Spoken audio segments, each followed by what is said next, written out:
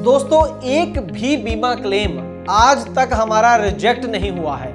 100% claim settlement का record है हमारा। इसलिए मैं कहता हूं कि गाड़ी का बीमा सिर्फ और सिर्फ ट्रांसपोर्ट मॉल से 90-831 पर अभी अपनी गाड़ियों के नंबर व्हाट्सएप करें।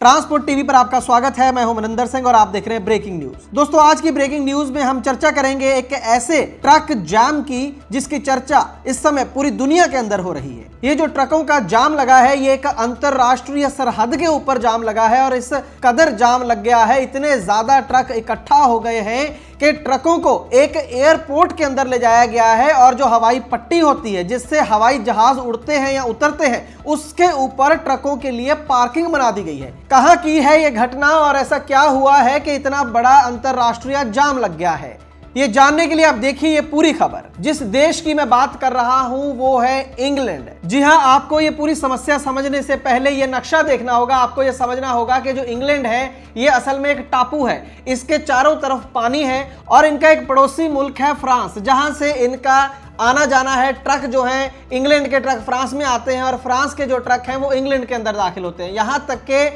दोनों देशों के बीच में ट्रेन भी चलती है। और आप अब ये सोच रहे होंगे जिनको जानकारी नहीं है कि अगर बीच में समुंदर है तो फिर ट्रेन या फिर ट्रक कैसे चलते हैं। उसका जवाब यह है कि एक तो समुंदर के नीचे से एक टनल जाती है जिसके बीच में से रेल गुजरती है और लोगों का आना जाना उसके बीच में से होता है। ये जो आप नीली लाइन देख रहे हैं, यही है वो टनल। स्ट्रेट ऑफ डोवर भी इसे बोला जाता है। डोवर इंग्लैंड का जो शहर है जहां से ये टनल चलती है और दूसरी साइड फ्रांस में कैले नाम की जगह है जहां पर ये जो है ट्रेन रुकती है। अब इसके बाद बात करें ट्रक्स की कि ट्रक कैसे जाते हैं, तो ये जो आप लाइनें देख रहे हैं, 3 छोटी छोटी लाइनें देख रहे हैं, ये रूट है ट्रकों का। लेकिन ट्रक जो है वो पानी में से तो जा नहीं सकते हैं, तो इसके लिए फेरीज का इस्तेमाल होता है, यानी कि बहुत बड़ी बड़ी किश्तियों का इस्तेमाल होता है जिसके अंदर ट्रक जो है पार्क किए जाते हैं और फिर ये जो किश्तियां हैं वो ट्रकों को दूसरे देश में ले जाती हैं।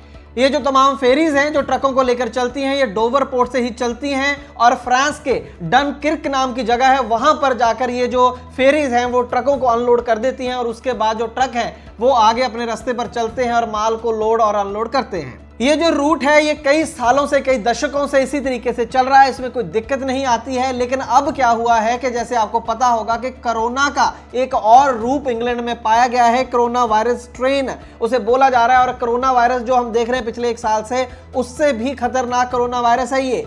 और ये जो है ये इंग्लैंड में पाई गई है और इसके चलते पूरी दुनिया जो है वो इंग्लैंड से अपना कनेक्शन काट रही है, वहां पर आना जाना रोक रही है। तमाम देशों ने जो है इंग्लैंड से जितनी भी फ्लाइट्स आने जाने वाली थी उनको बंद कर दिया है और ये जो रूट था इंग्लैंड और फ्रांस के बीच में, ये भी इसी वजह से फ्रांस ने बंद कर दिया है। अचानक जैसे ही ये खबर बाहर आई कि इंग्लैंड के अंदर एक नई तरह का कोरोना वायरस आ गया है, तो फ्रांस ने जो इंग्लैंड की तरफ से ट्रक आ रहे थे उनको आने से मना कर दिया, वहां पर बैन लगा दिया। जिससे हुआ ये कि जो हजारों ट्रक हर रोज लगातार आ रहे थे इंग्लैंड से फ्रांस में, वो यकायक रुक गए और जितनी भी रास्ते में गाड़ियां थी वो ट्रैफिक जैम में फंस गई। आप देख सकते हैं विजुअल्स, दूर दूर तक जहां तक नजर जा रही है ट्रक खड़े हैं, हजारों की तादाद में ट्रक हैं। बस फर्क सिर्फ इतना है कि इस जाम के अंदर भी बड़ी तरतीब के साथ ट्रक खड़े हैं और जो इमरजेंसी व्हीकल्स हैं उनको आने जाने दिया जा रहा है। अब ट्रक इतने ज्यादा वहां पर हो गए हैं कि जैसे मैंने शुरू में बताया था कि एक पास में ही एयर स्ट्रिप है, एक एयरपोर्ट की स्ट्रिप है, उसको पार्किंग लॉट में बदल दिया गया और वहां पर भी हजारों ट्रकों की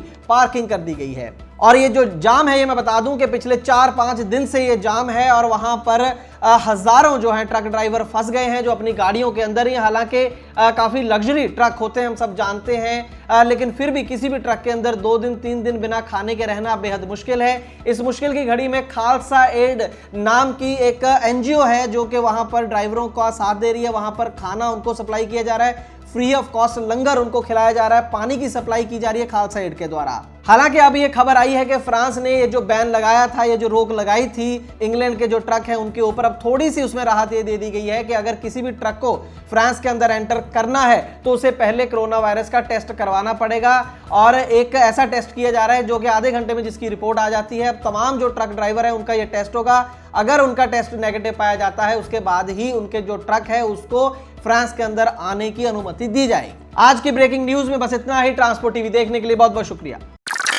दोस्तों, अगर आपकी गाड़ी का बीमा खत्म हो चुका है और नए बीमे के लिए इंस्पेक्शन की जरूरत है तो ट्रांसपोर्ट मॉल को संपर्क करें। खर्चा तो कम होगा ही, देश के किसी भी कोने में आपकी गाड़ी हो, हमारा सर्वेयर वहां पर पहुंच जाएगा। इसीलिए मैं कहता हूं कि गाड़ी का बीमा सिर्फ और सिर्फ ट्रांसपोर्ट मॉल के प्लेटफॉर्म से 90-831 पर अभी अपनी गाड़ियों के नंबर व्हाट्सएप करें।